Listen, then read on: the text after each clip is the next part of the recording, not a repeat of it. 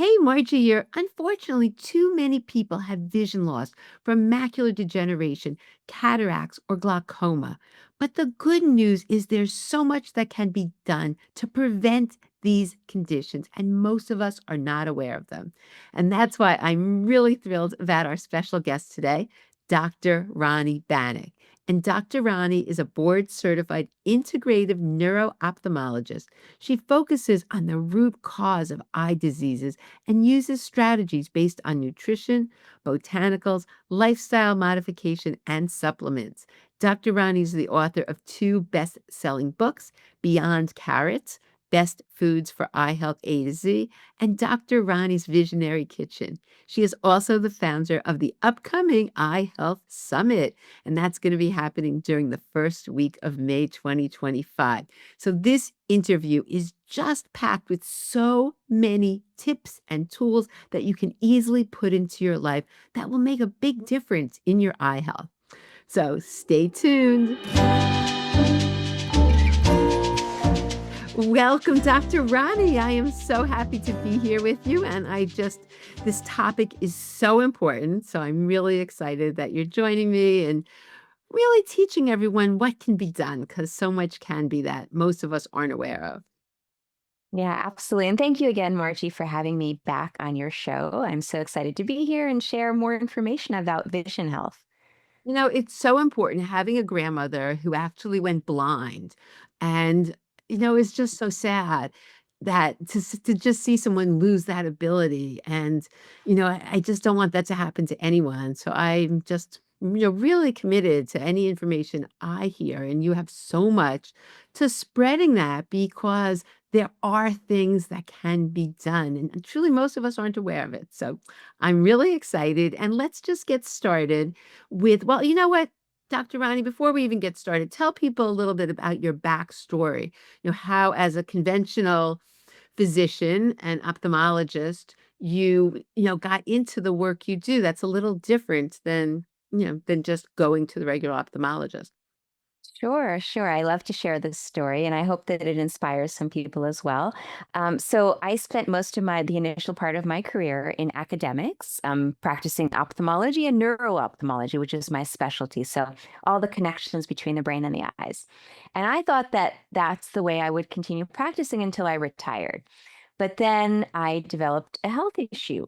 And many people who get introduced to functional or integrative medicine oftentimes have their own personal health journey. And that's exactly what happened to me. So I developed very severe chronic migraine. And when I was younger, I had episodic migraine, maybe once or twice a year. It wasn't too bad. But then once I got into my 40s, I had a lot of stress going on in my life. We were renovating our house. We had a young child, a lot of stress from work. I wasn't eating right. I wasn't sleeping right.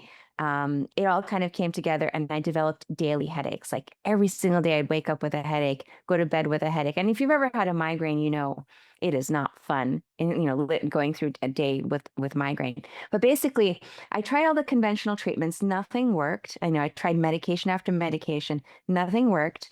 And then I started to do my own research, and I looked into supplements, and I said, wow, there's actually a lot out there about supplements for migraine. Like, how come none of my doctors ever talked to me about this? And so then I was even more curious. I started to take the supplements and started asking around. And I was talking to one of my colleagues, and he asked me, have you ever done an elimination diet? And I said, no, I don't even know what that is. Like, what's an elimination diet? So he explained it to me, and then he explained about functional medicine. I was so curious.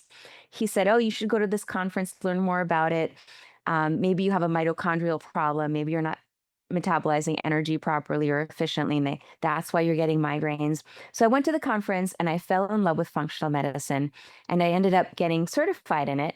And now what I do is I bring together the best of both worlds. So I have my traditional training in neuro-ophthalmology, and then I have my integrative and functional training, and I try to blend the two. And it really is important to blend it. It's not one or the other, it's combined. So I incorporate nutrition, lifestyle, supplements, botanicals, other modalities, stress modulation, to help people with their vision. I just love that, because really that's the best of both worlds, and that's where we're really going to see a big difference. So let's just dive right into this in terms of, what are we What are the three most common conditions that happen to our eyes as we age? Well, there are a few, but I would say the top three probably across the world are cataracts, macular degeneration, and glaucoma. Those are amongst the three leading causes of blindness in older individuals. And I would say, let's say above the age of 65 or so. Now, that being said, even younger people can sometimes get these conditions. I mean, there are babies who are born with cataracts. Usually there's something else going on, some infection or metabolic issue, but even babies can have cataracts. People can develop cataracts after trauma or after other types of exposures. And then macular degeneration, yes, it tends to happen in older people, but there are some forms that can affect younger people. And same with glaucoma. It can affect adults, but kids, teenagers, the whole range of people. So I think it's important for people to just know that there are these vision conditions out there. Um, if they don't get diagnosed and treated in time, they can actually lead to vision loss. But there's so much we can do from a preventative standpoint so that we never go down that slippery slope of potentially losing our vision, which can potentially be irreversible. If you lose your vision from glaucoma or macular degeneration, that can be irreversible. So it's better to prevent it rather than to be on the other side of it. Couldn't agree more. So let's start from nutrition and lifestyle. What are your biggest tips that you tell people in terms of prevention?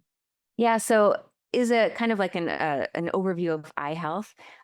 Because the eye is really complex, it has so many different parts, it needs a lot of different nutrients. Nutrition should be your foundation for your eye health. It should really be the basis of what you do to support your eyes and prevent a lot of the conditions I just described. And many people, they think, oh, if I just eat enough carrots, like, won't that be enough? Like, just have carrots every day and my vision will be perfect. It'll be 20/20 and I won't get any eye problems. Well, unfortunately, that's not completely true. Yes, carrots are important, but they're not enough to sustain your vision health. And even, you can eat like a bag of carrots a day and it doesn't guarantee that you're going to have 20/20 vision, unfortunately. So there is a range of nutrients, and I talk about them in my book, which is Beyond Carrots, Best Foods for Eye Health A to Z.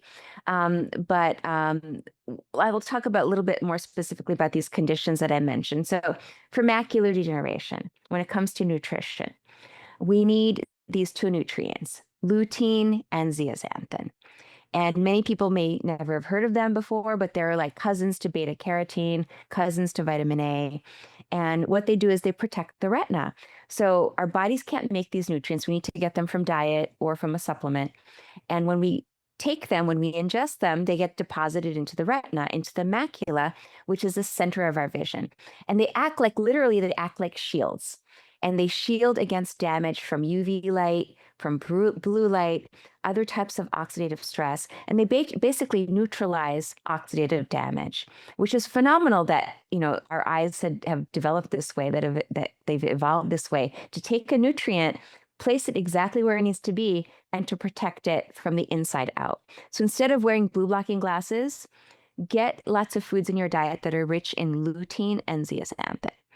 And I'll give you some examples. Leafy greens, spinach, kale, collard greens, these are some of the highest concentrations of lutein and zeaxanthin. Also, orange and yellow foods. So if you're choosing bell peppers, don't choose the green ones. You want to choose the orange and yellow ones for your eyes because they're rich in lutein and zeaxanthin. Also, corn, for people who do eat corn. I prefer non-GMO corn, but corn is yellow because of lutein and zeaxanthin. Egg yolk is a great source of these nutrients, and even some spices like paprika, cayenne pepper, rich sources of these nutrients. So that's just macular degeneration. And studies have shown that if you have enough of these particular nutrients, lutein and zeaxanthin, you can decrease your risk of developing advanced macular degeneration by 40% or more. 40%. So why wouldn't you do it? That is just unbelievable because once you get the macular degeneration, is it too late? Can you improve things with these nutrients, or it's more of a protective, in terms of how they're most effective? That's a great question, Margie. So there are different stages of macular degeneration, and you don't want to get to the end stage. That's when people lose vision. That's when people can be legally blind or go legally blind. So you don't want to get there. But studies have shown that if you supplement, if you eat these nutrients and you supplement, that you can decrease your risk of progressing to that end stage. So it's not that you can necessarily reverse whatever stage you're at. Like it's not like you can go from an intermediate stage to having no macular degeneration. But the key is you don't want to go from an intermediate stage of macular degeneration to having an advanced stage of macular degeneration. That's what you want to try to prevent blindness and vision loss. It's so, so important. Interestingly, so would most people get enough from their diet to prevent it? Like the dose that you need for the prevention, is there enough if you're eating an ample amounts of these foods that you talked about? So the truth is, unfortunately, our diets, especially people on Western diets, are not getting enough. I'll just share some numbers with you.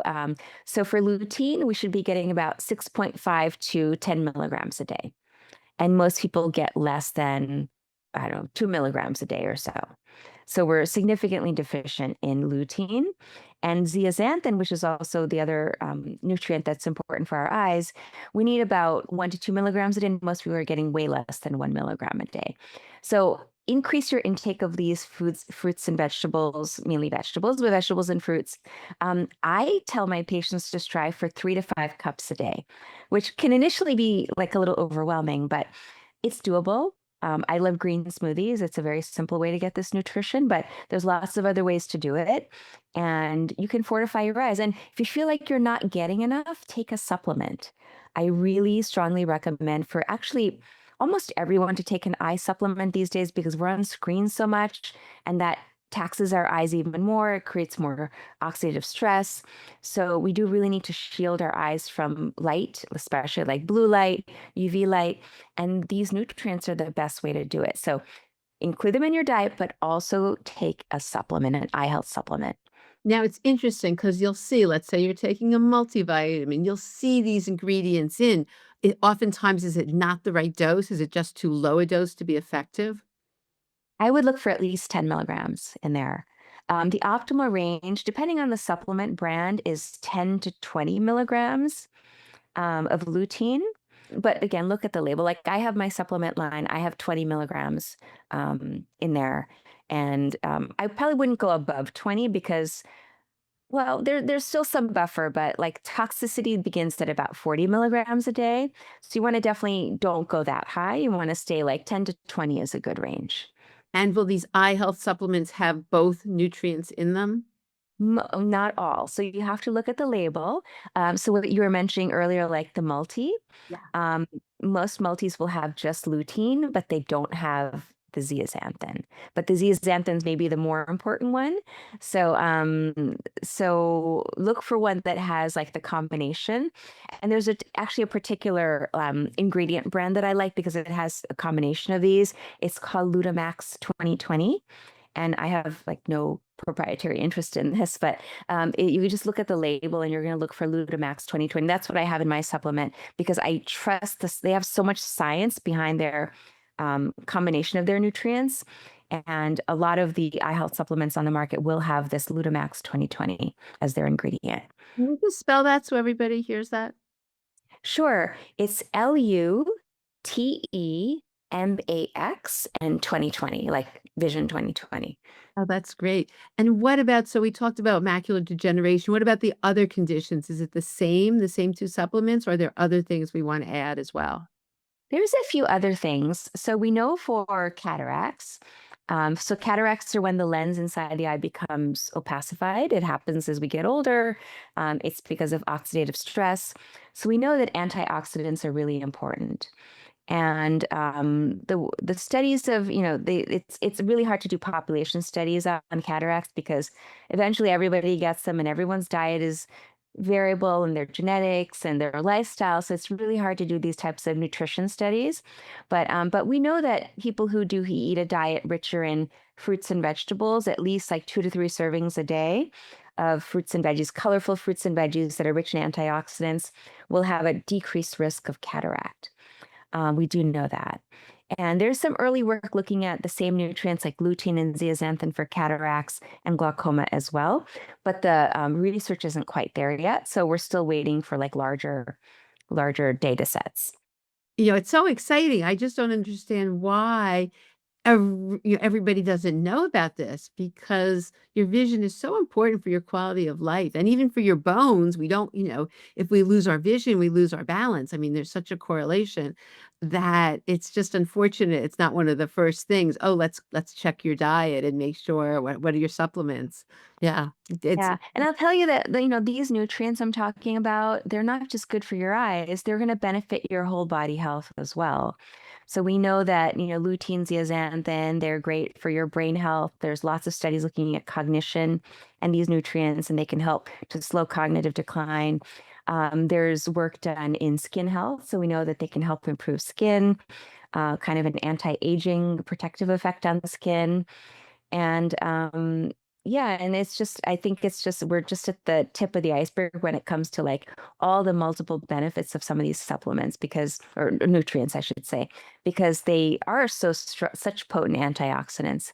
They can help pretty much any part of the body that's susceptible to oxidative stress. And maybe, who knows, eventually maybe we'll also have studies looking at bone health and these nutrients. We don't quite know yet, but you never know. You never know. It's so true. So let's just talk because so many of us, myself included, are on screens, just an exorbitant. I spend so much time on the screen. So what are your best? So the nutrients, number one, are there any other, what other recommendations do you have for people who are on screens? I know I wear the glasses at night. And sometimes actually Yeah. I also have the blue light glasses during the day too, I often wear. But what other things? Because I know that only does a little bit. Yeah, I have 5 tips for you for screen Okay. time, to Okay. manage screen time. So, Great. I'll go through them individually, but it may seem like, "Oh my god, I have to do these 5 things," but it's really not that involved. They're pretty simple, most of them. So, number 1 is the 20-20-20 rule. And again, most of us think of 20/20 as perfect vision, but what this means is every 20 minutes, take a 20-second break and look at something 20 feet away in the distance. So 20 minutes, 20 seconds, 20 feet away. And what that does is, so when we're looking at our screens, our eye muscles are focusing constantly. We have these tiny muscles in the eyes that help us to focus up close, and they're being really taxed. And they're not supposed to be working so hard. Our ancestors, our hunter-gatherer ancestors, they didn't spend time like looking at screens or looking at this distance. They were looking off in the distance. They were looking for predators and, safety issues, etc. So our eyes were not designed to look up close for such long periods of time. And so it puts a real strain on our eye muscles. So simply by following the 20-20-20 rule, you give your muscles a chance to relax and not look at your screen. So it's almost like a reset. It kind of helps with your endurance when you're on a screen. So that's tip I number love that. one. I love that too, and also people can get up and move while they're doing that. So it goes Absolutely. Yeah. I take yeah. take a little break, move around, do a little yoga, do some stretches. Absolutely. And okay, so tip number 2 is blinking. And you've probably heard this before, Margie, but Well, can I say something about this? I did learn about this from somebody else, and I just couldn't get over when I became aware how little I was blinking because I was looking at the screen and how much it changed things. And my eyes just felt so much better. They no longer got dry. This tip is amazing, and it's not hard it to so do. simple, so like, intuitive, but we don't think about it, right? Like, so just to recap, normally most people blink about 15 to 20 times a minute. That's the normal blink rate. But when people are on screens, that blink rate goes down to 3 to 5 times a minute. 3 to 5 times, it's like 1/4 of what, or less than 1/4 of what we should be doing. So do that experiment. What Margie was describing, like time yourself. Like I sometimes have my patients just like put a timer on 1 minute and then walk around and count how many times they're blinking, not looking at their screen, just walking around, looking out the window, talking to somebody, and then do the same thing 1 minute when they're on their screen and see what the difference is. then you realize, oh my goodness, like I am not blinking. And what happens is when you don't blink, your eyes dry out and then things get blurry and out of focus and it becomes uncomfortable. And then you may have light sensitivity or even may even trigger a headache. So just blink more.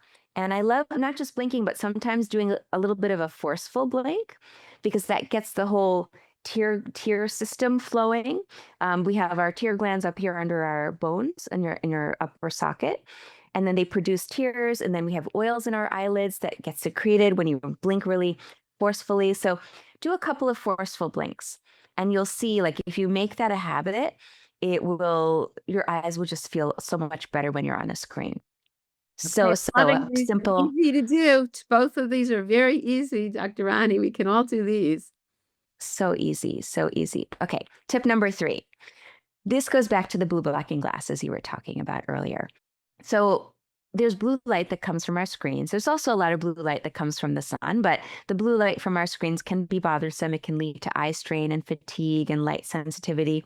So a lot of people turn to blue blocking glasses. The truth is that most blue blocking glasses, if you look at them, they look either clear or they have a very, very light yellow tint or maybe a light gray tint. That tint is probably only blocking about 10 to 30% of the blue light.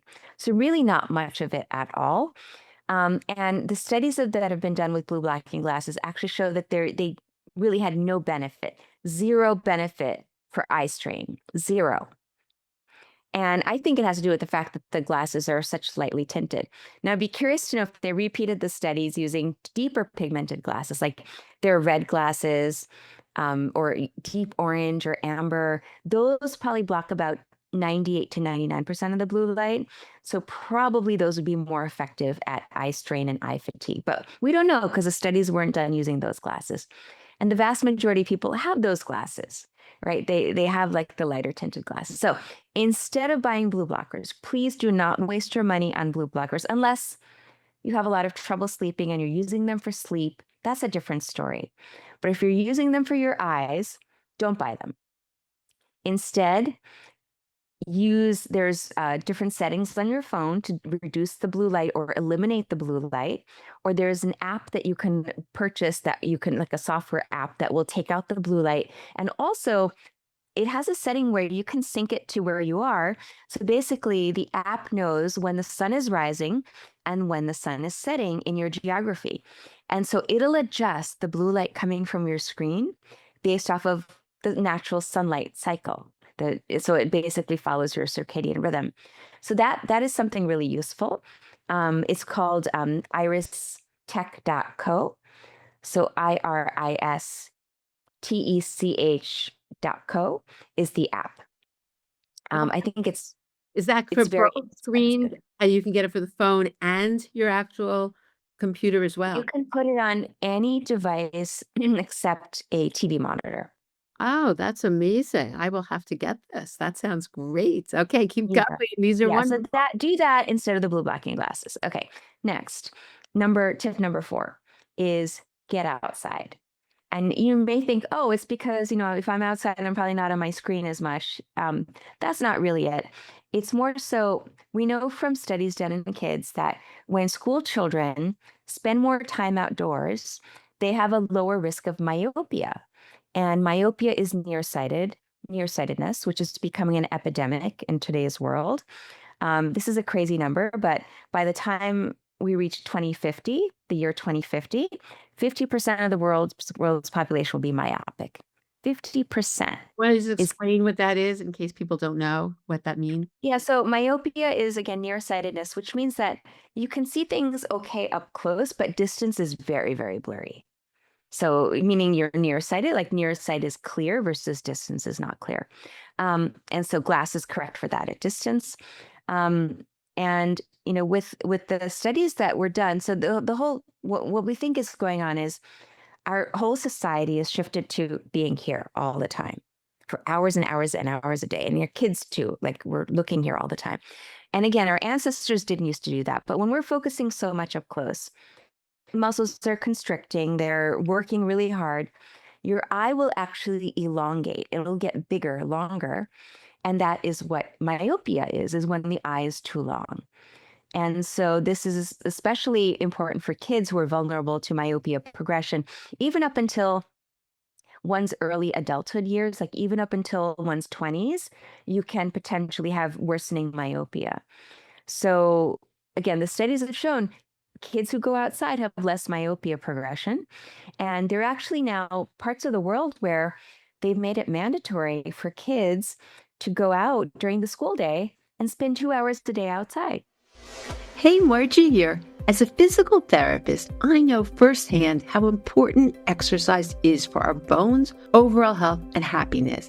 And unfortunately, there's a lot of confusion on what exercises are safe and effective for people with osteoporosis. That's why I created this handout that contains a 30-minute video where I explain the concepts so you understand the do's and don'ts when it comes to exercise. And this is important because this way you can go into any class and know what you should be doing and what you should avoid. Because too many people are doing exercises that actually increase their risk of spinal fractures.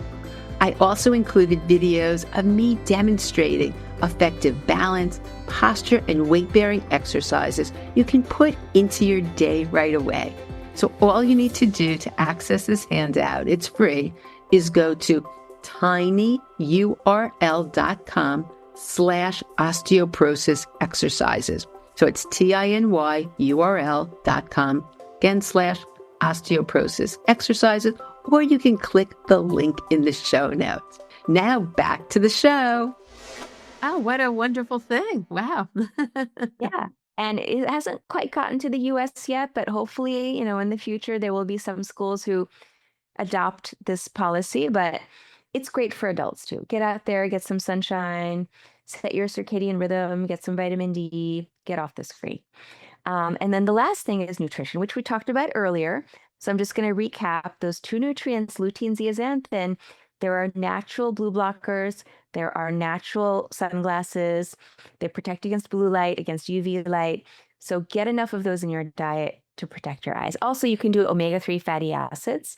Those have also been shown to help with eye strain and dry eye. So that's helpful as well. Do you have a And of certain, course, hydrated. the omegas, is there a certain recommendation that you tell people?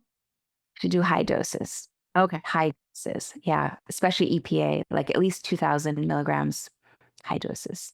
So, Dr. Rani, let's just take a minute and talk about glaucoma because that's something that a lot of people suffer with.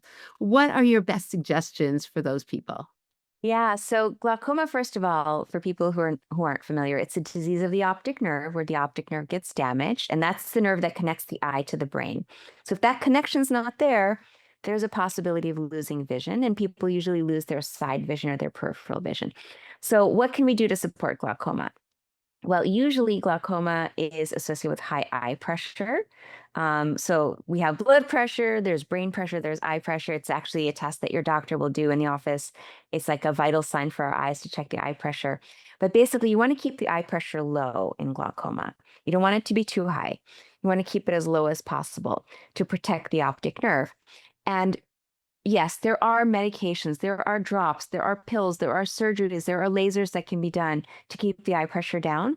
But from a more holistic standpoint, what I typically recommend are berries, because there are certain pigments in berries called anthocyanins that have been shown to lower the pressure in glaucoma. There's also some work done in with ginkgo biloba and curcumin and supplements. There's actually a supplement that has a little bit of pine bark and berry extract, and they come together, and that's been shown to lower eye pressure by about 3 points as well. It may not seem like a big number, like, oh, only 3 points, but 3 points can mean the difference between maintaining your vision and losing your vision. So it can be that low, that's such a small range of 3 points can make a huge difference. And then also, What's the name of that supplement that contains both of them? Is there a certain name or you just look for yes, ingredients? Okay. it's called pycnogenol. Pycnogenol. Pycnogenol. It's a branded ingredient. So you just look for it like on the bottle. And then there are some lifestyle risks for glaucoma. So yes, if you have a family member with it, you're more at risk, but African Americans are more at risk. But then there's some daily habits that can actually increase your risk of glaucoma. So, what I would say is you may think that this is unusual, but for some people who do yoga a lot, and you think that yoga is generally good for your health, but when you do head down positions, when your head is down below your heart, that actually causes a rise in eye pressure. So, for people who have glaucoma, who are at risk for glaucoma, we recommend that they avoid head down positions in yoga. So, downward dog, headstands, handstands. If you do it, you can only do it for a very brief period of time. I would not recommend doing any prolonged postures. Um, and this is also really interesting. In the past, I think the people do this less often now. I notice, but many men wear suits and neckties. Well, we know that when people wear neckties, there's a little constraint here around the neck, and it can decrease drainage of venous blood, and it can potentially cause high eye pressure and raise the eye pressure. So typically for my glaucoma patients, especially the men, I ask them, do you wear ties at work, or do you wear ties generally on a regular basis? If they do, I would ask them to wear a looser tie or not wear a tie at all. So, simple things that, most people don't think about, but it can have an impact on your vision and in the future, whether you keep your vision or not, whether you maintain your vision or you're at risk for vision loss. So again, there's so many little things that I could share with you. No, I can't get over that. Who would ever think about the tie affecting your eyes and the pressure? Wow. Well, thank you for Yeah, that. Great tip. absolutely. Yeah. Okay. Oh, wow, Dr. Rani, this is so great. Now, just one thing, in terms of seeing an eye doctor, not everybody goes on a regular basis, and then people, if their vision's okay, they may not think they need. So what's your recommendation? Yeah. So, well, this is the general recommend. It's not mine. I can't take credit for it. But the American Academy of Ophthalmology recommends seeing an eye doctor once a year after the age of 40. And many people don't know that. They think, oh, I have no eye problems. I can see just fine. I don't need glasses. Why do I need to go to the eye doctor? It's not about glasses. It's about making sure your eye is healthy. It's about making sure you don't have early signs of cataract or glaucoma or macular degeneration, so your doctor can help you address it and prevent it from getting worse. It's also about getting a dilated eye exam. And everybody hates getting the drops put in because it makes them blurry for a few hours. They're light sensitive, etc. But the dilated eye exam, part of the exam, is so important because when your eye doctor looks in the back of your eye, we can pick up things on a microscopic level that nowhere else in the body we can see. So, for example, I can look in the back of someone's eye and tell them if they have diabetes or not, basically, based off of what I see. Like I can countless patients I have diagnosed with diabetes simply who had no idea they had diabetes, but they came in for their eye checkup for glasses, and we did the dilated eye exam, and there are changes like hemorrhages in the back of the eye, changes in the tiny capillaries in the back of the eye that are from diabetes. So it can help to diagnose a medical condition much sooner than any other test would. Not any other test, but a lot of other tests. And we can actually, as eye doctors, we can pick up over 200 medical conditions from an eye exam, which is crazy to think that we can see so much on an eye exam. But so the bottom line is my PSA for today: get your eye checkups, even if you feel like there's nothing that's problematic. Go to the eye doctor once a year after the age of 40.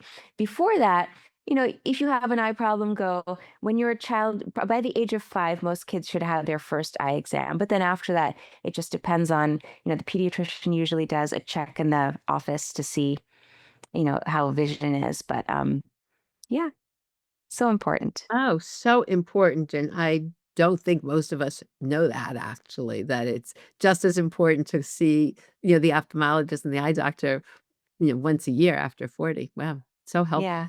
Yeah. I'm going to share something, Margie. So, I've been sharing a lot of information here.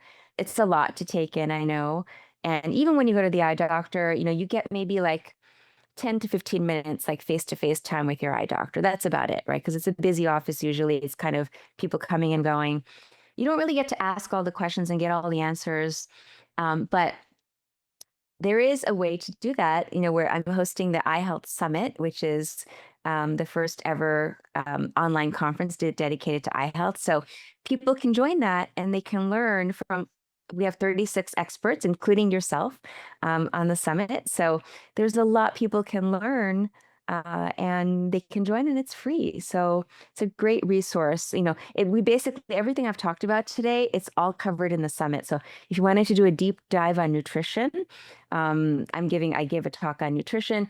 We have a couple of speakers on blue light and digital eye strain. We have lots of speakers on dry eye and eye inflammation, macular degeneration, cataracts, glaucoma. So it's really a comprehensive library of expert talks and resources. And the funny thing is, because I think everyone knows I've done 4 summits. And so a couple of years ago, Dr. Rani and I were together and we were just talking about it. And I said, no one's done one on eye health. And I think there's so much info, just how I felt about osteoporosis. There's phenomenal experts, there's wonderful things out there, but most of us just aren't aware of it. Everyone's sort of in their own silos doing good work, but it's not out there. And so we were talking, and you had mentioned you had thought about this. I said, you have to do this because it will really change the world. Because again, and I had an uncle with macular degeneration. I mean, these conditions are so debilitating, and I really believe that people, as they age, should continue the vibrant life they love. And unfortunately, with these eye conditions, it really can put a damper on things and even your bones because of balance and vision loss. So I was so excited when you told me that I'm doing it, and I love the experts that you have.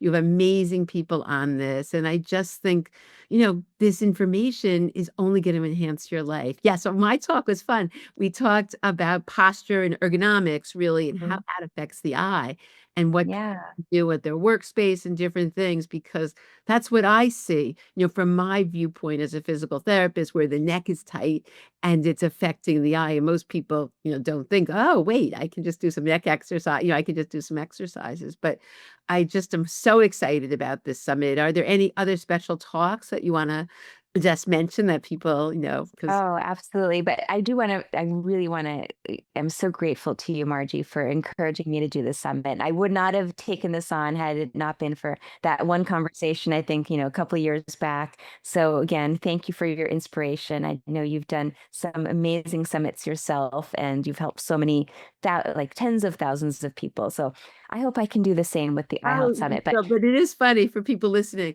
I wasn't like, oh, it would be nice. I'm like, Dr. Rani, you have to do this. you did tell me that. I was very forceful. I'm like, this is just too important. It's not out there, and there's no one better qualified than you. That's the other thing with your background as being an ophthalmologist, a neuro-ophthalmologist, as well as certified in functional medicine. It's just the perfect combination. Plus, Yeah. you're a fun person, so you're a good host. So I Oh, well, thank you. Thank you. So I don't know if anyone, if you can see this, but this is kind of a sampling of what's going to happen this summer. We have 36 speakers. These are all the topics, and these are all on the summit website. So if you go to theihealthsummit.com, you can see all the topics. But some interesting things that your topic was phenomenal, because many people don't correlate their workstation and eye strain with their posture. So just I learned so much from your talk. But we have people, like I have one speaker who's talking about traditional Chinese medicine and acupuncture for eye health. So interesting, because it's not something that's taught in medical school or optometry school or ophthalmology residency. I had no idea. So I asked him, and I learned so much from him. I have another doctor who talked about homeopathy for eye health. Um, and then we have a couple of oculoplastic specialists who talk about the age-related changes around our eyes. So like dark circles under the eyes, or fine lines, wrinkles, or even like heavy eyelids. What are some options for that? Like, how do you decide, or how do you talk to your doctor about what's best for you? How do you make that decision? So we have some really amazing talks. And then I also had somebody come on. He's actually a colleague and friend of mine who is an attorney. He's a disability advocate, but he himself is blind. He's legally blind. And he shared his journey of how he went through law school, basically losing his sight during law school until the point where he became legally blind, how he managed. And I just thought it was just a wonderful story to share of how someone went through this, incredible debilitating journey, but has come out like with these amazing skills. And now he's using that to help other people with disabilities. So there's a lot of different viewpoints and angles in the summit that it's not just straight like medical surgical treatment. That's not what it is. It's really about holistic and a holistic approach to eye care. Yeah, I'm so excited. So I'll have all those links in the show notes. And if people sign up, are there some gifts that they get just from signing up? Yeah, they get a couple of gifts. There's a free ebook, the 30 plus nutrients that will best support your eyes.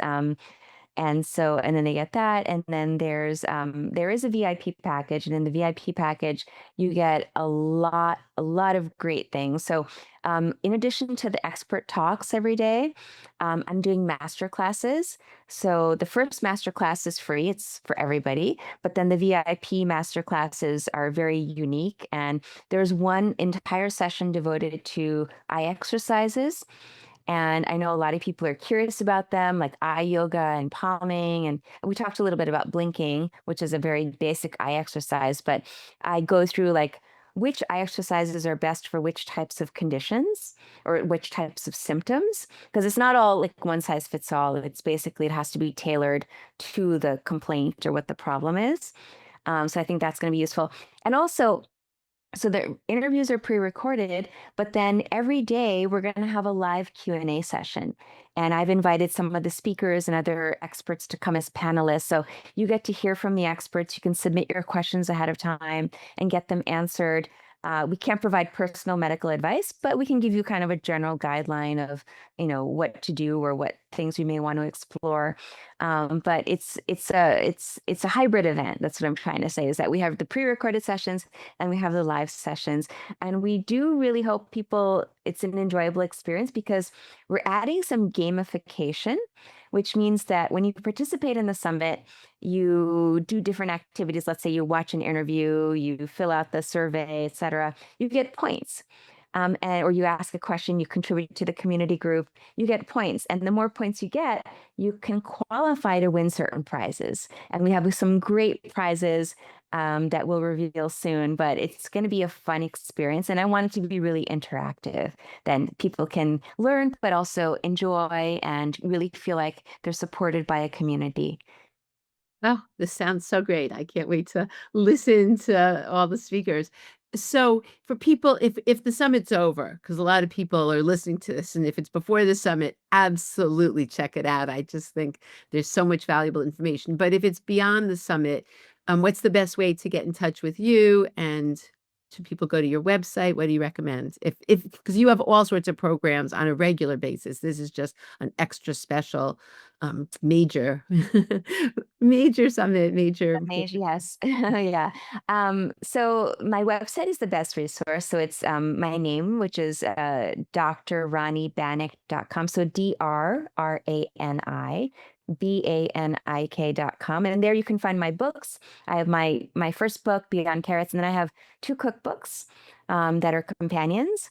So you can find them there. I also have a podcast. So I have the IQ podcast where you can learn about eye health. I have various different speakers. I love to do this. I invite patients to come as speakers because they share their story. And I think that it can be really eye-opening, pun intended, for other people to hear that, oh, I'm not alone. I've been diagnosed with this one condition, but there's other people out there with the same condition, and they've been through the same thing that I've been through. So I love interviewing patients. And then I have a supplement line, and I have some courses as well. So you can find all of that on my website, on my main page. Oh, and I'm on Instagram too. So that's my major channel. Is I do a lot of education on Instagram and YouTube as well. So you can find me there. Oh, that's so great. Well, I can't thank you enough, and I can't wait for your summit. I'm just so glad this is actually happening, and I know so many people's lives are going to be changed. So thank you so much. Is there any last Oh, thank you. that you want to share before we end? Just one last thought here. I always like to ask my patients, of the five senses, which do you think is your most valuable sense? So vision, hearing, taste, smell, and touch. And most people say vision. And so then I asked them, okay, so what are you doing proactively to support your vision, to keep it healthy, keep your eyes healthy? And they don't even know where to start. So, with the tools, the right resources, you can keep your vision healthy. You just need to know what to do.